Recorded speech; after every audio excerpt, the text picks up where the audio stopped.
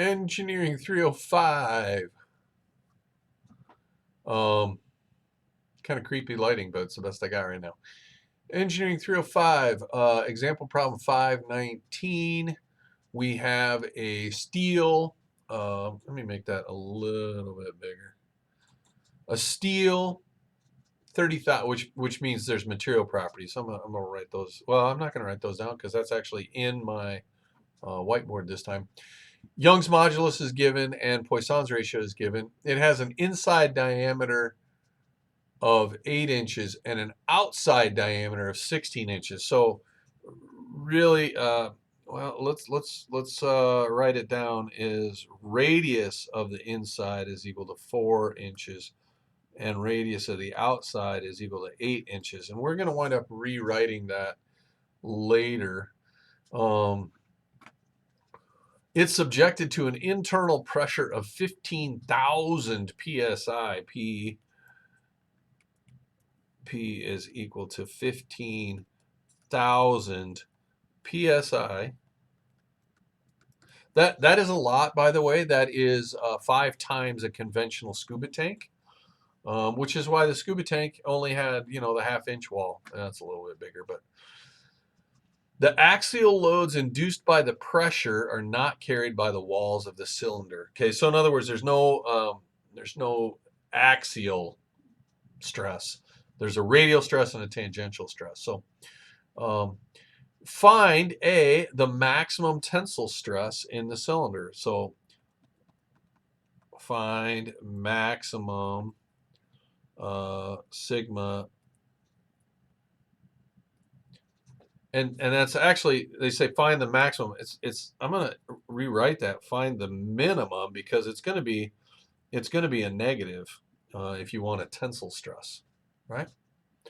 So before I go on, we're gonna just start working with our equations. So I'm gonna pull them up on my screen there. So now you can see them and I can write behind them, and that is the maximum tensile stress is not going to be the radial stress, it's going to be the tangential stress. That is the equivalent of the hoop stress. And so I'm having trouble with my system, but I'm starting to write down the equation. That's A squared, the pressure on the inside, minus B squared, pressure on the outside, over B squared minus A squared, and then plus A squared, B squared, pressure on the inside minus pressure on the outside, divided by B squared minus A squared, B squared minus A squared, and then that quantity times rho squared. Now, we haven't determined for us whether that's on the inside wall or the outside wall. We'll figure that out in a second. But I'm going to hide that, and then we'll start working with this equation. And the first thing I'm going to do is, we know that P of the outside is equal to 0, so that goes away. I don't understand why sometimes I have more trouble than others with this pen. And so now that I've got that, I can start to rewrite. But the other thing I can do is I can start to consolidate, because I know what the values are. So it's going to be equal to A squared. So now we should rewrite this. We should go back up to the top. Remember, the radius of the inside is 4. That's actually my A. And the radius of the outside, that's actually my B. And this pressure is the pressure of the inside. All right, so we'll start rewriting this. A squared is 4 squared pressure of the inside, KSI, over 8 squared minus 4 squared. So that's 64 minus 16. So that's going to give me 48. Plus A squared, B squared. That's a big number, honestly. I'm going to write that down as 16 times 64. times the pressure of the inside, 15 KSI. And then I'm going to divide that by b squared minus a squared, which we just did. That's 48. And then I've got rho squared. And so now rho is somewhere in the range between 4 and 8. All right, so let's talk about what do we want rho squared to be to make this term as big as possible. To make that as big as possible. Well, that means I want the denominator to be as small as possible. So rho is going to go to 4. So this is 4 squared, and I'm going to get rid of the rho squared. And now this is 4 squared, which is crosses out with that 16. And this is going to be, well, we can start simplifying this. This is going to be equal to 4 squared 15 KSI plus the 4 squared, and that 16's canceled, so it's going to be 64 times 15 KSI, all of that divided by 48. All right, so that's 4 squared plus 64 gives me an 80 48s. Let's write down 64. 80 48s times 15 KSI. And you got to pause while I do my calculator. Hold on. That's all equal to 25 KSI. That's positives. I was screwing up above. That is positive, so that is in tension. This is not the minimum. This is the maximum. I was thinking it was going to be minimum because it was a mental mistake. I'm sure you guys caught me when I did it. All right, so there's my answer to part A right there. All right. Now, two things come out of this. One, the first is the answer. The second one is the maximum stress is on the inside.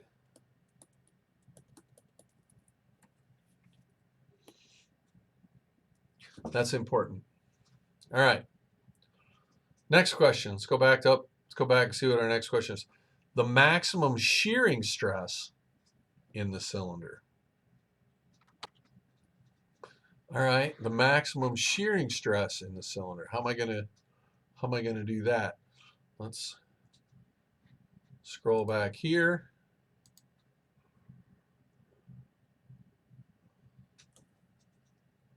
All right.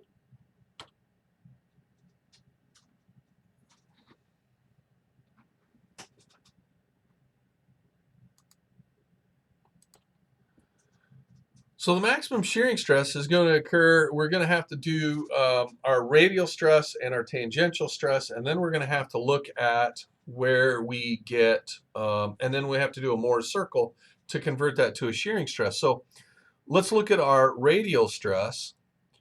And I'll pull up that equation for you. That was where I got stumped. That radial stress is equal to a squared, and I'm going to write down the abbreviated now, pressure on the inside. I know I don't have any pressure on the outside, so I'm not going to write that down. And then that's just going to be over b squared minus a squared. And this term is minus a squared b squared times the pressure on the inside. No subtracting the pressure on the outside. And then it's a b squared minus a squared times rho squared. Now, I'll hide that. And if you're looking at that, now you already know, following what we did last time, we already have most of this as an answer. In fact, this term is identical. This is 16 times the pressure on the inside divided by 48. And this is equal to 16 times 64. That's A squared. That's B squared. Pressure on the inside, 15 KSI, divided by 48. And then I've got that rho, but we already determined if I want this term to be as big as possible, do I want that term to be as big as possible? Do I want that term to be as small as possible? Think about that. This is a positive term. Oh, sorry. You know, I got an equals here. That shouldn't be an equals. This is a positive term. And that's going to be, I almost have to do it both ways. This term is bigger. This is 16/48. This term is bigger. This is 60. This still has 64 on the top. So this is going to be bigger. So I still want this to be small to give me a very large negative number.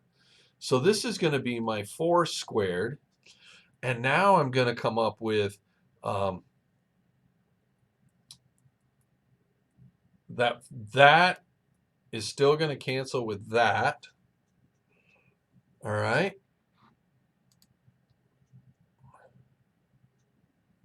Hold on one sec. Sorry. That's going to give me, that's going to cancel with that.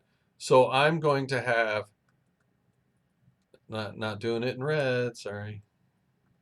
I'll stick with green. 16 times 15 KSI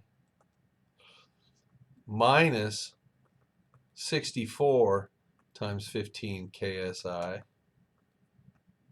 divided by 48. Now, here's the interesting thing. It's 16 minus 64. I get a minus 48 over 48 times the 15 KSI. So all I get out of all of that is a minus 15 KSI, which that's just the pressure on the inside is equal to that radial stress. Oh, yeah, it kind of makes sense. That's how hard it's pushing out. That's the radial stress. So now I've got to go and do I've got to do a Morse circle. On that surface, I've got a hoop stress. If my cylinder looks like this, right? I've got a hoop stress going around it, which is at, got to go all the way back up here, 25 KSI. It's a positive 25 KSI. And this radial stress acts in at a minus 15 KSI, or maybe I shouldn't put the arrows on it, or right? So my Morse circle looks like this. 1, 2, 3, 4, 5. 1, 2, 3. There's my Morse circle. My average is at 5, right? Because then this distance is 20, and this distance is 20, and that means that this distance is 20. Shear max is equal to 20 KSI. That's the in-plane shear stiffness. Yep. All right. Now, we go on. Part C. Find the radial displacement of a point in the wall of a cylinder. See, did I write that there? No, wrong problem. Find the radial displacement of a point in the wall of a cylinder. Now, I did not derive these equations, but we can go right back and look in the chapter. This is given by equation 513. And this is a problem that we won't do. In fact, I don't really do thick wall stuff. I just think thin wall is a good approximation. And maybe we should look at the thin wall approximation doesn't really allow us to have any shear, but that's okay. If we were going to look at, I'll do that after this. Well, let's start out. Let's finish my radial displacement. And that is, it's given by equation 513. So delta radial is equal to alpha squared pressure on the inside divided by b squared minus a squared. We've done that enough. We know what it is. And then Young's modulus, and then rho, but that's just our radius. So in this case, we already know we're solving this at the inside, so rho is equal to 4. And then I've got this material property thing that I've got to put on here, and that is 1 minus Poisson's ratio in quantities times rho squared, and then plus 1 minus Poisson's ratio, sorry, 1 plus Poisson's ratio times b squared. All right? All right? So we can start putting in values into that. That's 4 squared, pressure on the inside, 15 ksi. B squared minus a squared, sorry, that should have been in parentheses. That's just 48. We've done that enough time. Young's modulus, I got to go back to the problem statement. Young's modulus is 30,000 and Poisson's ratio is 0.3. See, so, there you go. I was just going to write it down because I remembered it, but 30,000 is common for steel, so 30,000 KSI, so I'm writing 30 MSI. And then rho is equal to 4, and then this 1 minus Poisson is 0.7 times rho squared. That's going to be 4 squared. Plus 1.3, that's 1 plus Poisson, times b squared, that's 64. Right? Right? And if I do all that math and I do the calculations, I'm going to find out that the deflection on the inside of that wall is 0.0039 inches of displacement. That is not very much. I believe you've probably learned in the shop that's the width of a human hair.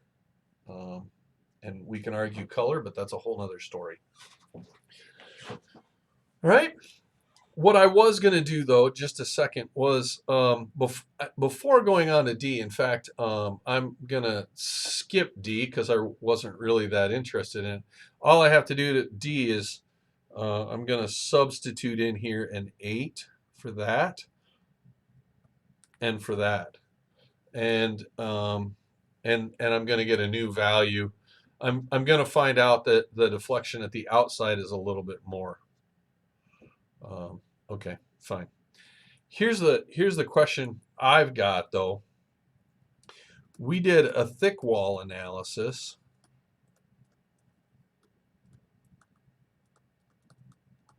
And this truly is a thick wall, right? And we found out that the hoop stress was equal to, that's part A, was equal to 25 KSI. Hoop stress was 25 KSI. Now, this is not a thin wall, but if it were a thin wall, then the stress, the hoop stress, would be equal to PR over T, which should be equal to 15 KSI times the ratio R over T. Now, my radius, this is not a thin wall. My radius goes from 4 to 8. My thickness is equal to 4. So, if I looked at the answers that I could get, my answers would range from sigma hoop goes from a minimum of 15 KSI up to a maximum of 30 KSI. Now, if you need to know your answer better than that range, then that's when we probably need to say, well, we've got other equations that we can use. But you can see that my answer, 25 KSI, falls right in the middle. Well, not right in the middle. It falls more towards this side. But it falls in that range. And so you can see from the minimum to the maximum, if that simple calculation isn't accurate enough, well, then I can go and use my thick wall calculation. But if I've done something where that range is small, then maybe I can figure out that I don't need to actually do that. That there's a place for the thin wall calculation. Thin wall might be okay. I mean, the other thing too, you're looking at a 4-inch wall on a 4-inch radius. That's kind of unique. So, all right. I hope you're doing well, and I'll talk to you later. Don't worry, there'll be more.